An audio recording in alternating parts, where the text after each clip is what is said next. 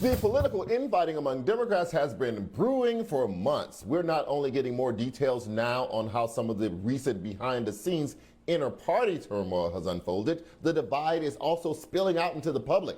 On Monday, Congresswoman Cori Bush slammed Joe Manchin for not signing off on Biden's social spending package. She called his opposition anti-black, anti-child, anti-woman, and anti-immigrant. Here is how Manchin responded to that last night. I would just say the Congresswoman doesn't know me. She doesn't know me. The rhetoric around here has gotten so harsh and so toxic that you can't agree to disagree anymore. Let me tell you what I don't hear, what scares the bejesus out of me. I don't hear people saying, this is good for our country.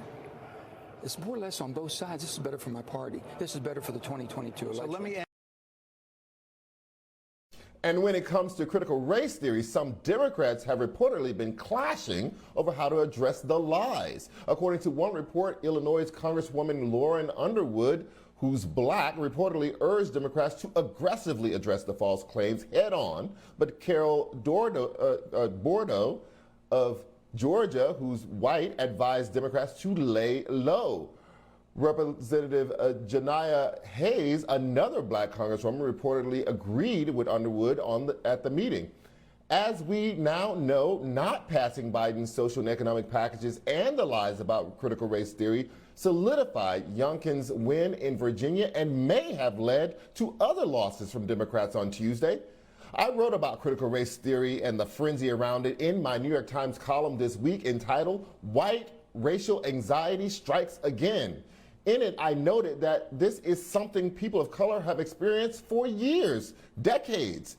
Every president, from Nixon to Clinton, has unleashed some form of white racial anxiety and vilified people of color to gin up votes. And then came Donald Trump, who ratcheted up those fears to obscene levels. And as I said in my column this week, it's no wonder Youngkin's critical race theory worked.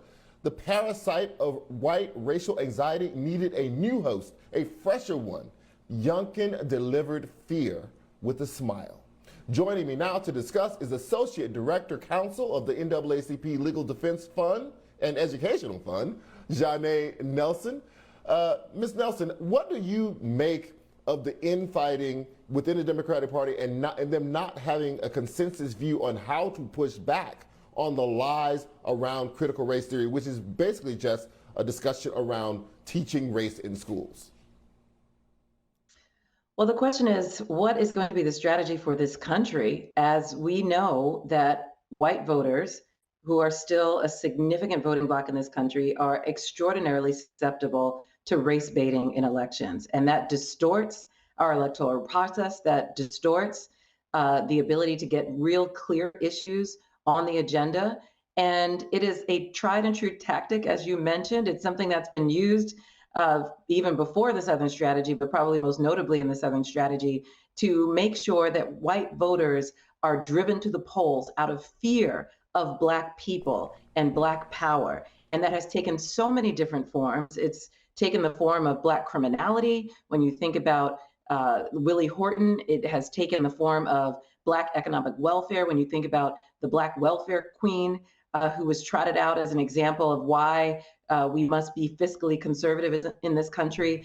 We can fast forward to Obama's birtherism and to so many other tropes that are used to monger fear in white voters and get them to turn out in high numbers, as they did in Virginia, and elect people who really don't have an adequate platform to put them in office, and certainly not to represent the interests of a diverse state like the state of Virginia.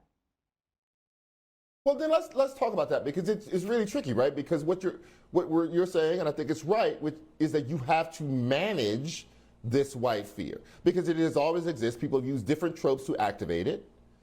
But how do you do that without kind of kowtowing to that demographic? How do you get them not to activate something in themselves that they have in themselves and that they want to lean back on, because they continue to lean back on it for decades, probably even centuries? How do you, as a political party, as a candidate, fight against that without placating those people? Yeah, I'm no political strategist, so I can't really advise on what a candidate should do. But what I can say is that the entire movement that's been pegged as an anti-critical race theory movement is a complete misnomer. It is a red herring that ignores the real issues in our educational system and replaces them with the falsehood that we are teaching something that is harmful and divisive in our school systems. I have said many times, I wish they were teaching critical race theory in K through 12 classrooms. I think we would be better off. We would be more educated. We'd have better critical analysis skills. Our students would have a better understanding of history and the nexus between social policy and our racist systemic issues that actually bear fruit today. We would have a much more intelligent and literate electorate if we taught critical race theory. Instead, what we've done is we have peddled ignorance, and we actually see ignorance being legislated across multiple states in this country, where we are now banning particular streams of discourse. We are banning particular materials, including the 1619 Project and books like Toni Morrison's Beloved. We are actually dumbing down the education that the children in this country receive out of fear of them understanding the true origins of our country and our true history. And if we cannot confront our history, if we don't understand it, we are doomed to repeat it. And what we need to do is recognize that without that understanding, there's no way that we're going to be able to survive as a multiracial, multi-ethnic democracy. We know that that's the agenda of so many, that they don't want to see a thriving multiracial or multi-ethnic democracy. But guess what? The trends are irreversible. That is what we are destined to be. And we need to find a way to come to a common truth around our history and around our shared future. That's a brilliant articulation of the problem, but how do we fight against it? With Youngkin winning and flipping Virginia in the way that he did by promising to ban critical race theory, which again is just teaching the accurate history of race in schools, it's not about critical race theory at all. But with him promising to do that, that becomes a blueprint for everyone running in 2022. They're all going to say it because they're all going to think that it works. So how do we fight that?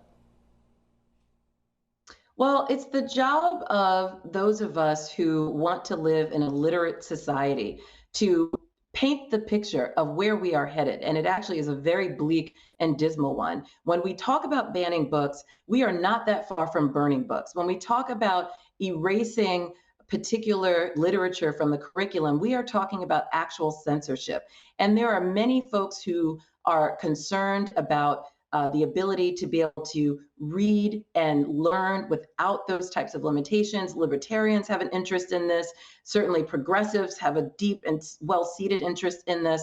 And if we unpack it correctly, I think a broad swath of Americans actually support having a true history being taught in our curricula.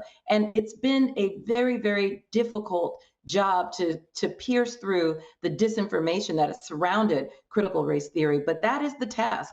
The task is to play catch up because, frankly, those of us who disagree with this movement are far behind. And we need to do a much better job of articulating what is actually at stake and to debunk the myth that is being peddled not only to voters, but to parents and children across this country. That is the charge at hand. And it is not an easy one, but it's certainly one that can be accomplished with the right public campaigns and the right education campaigns and the right communications campaigns. And frankly, we saw that that failed quite miserably in Virginia, and we see the outcome. So that's something that can't rest without there being severe consequences as we head toward the midterm elections. Janai Nelson, thank you so much for joining me tonight. I really appreciate that.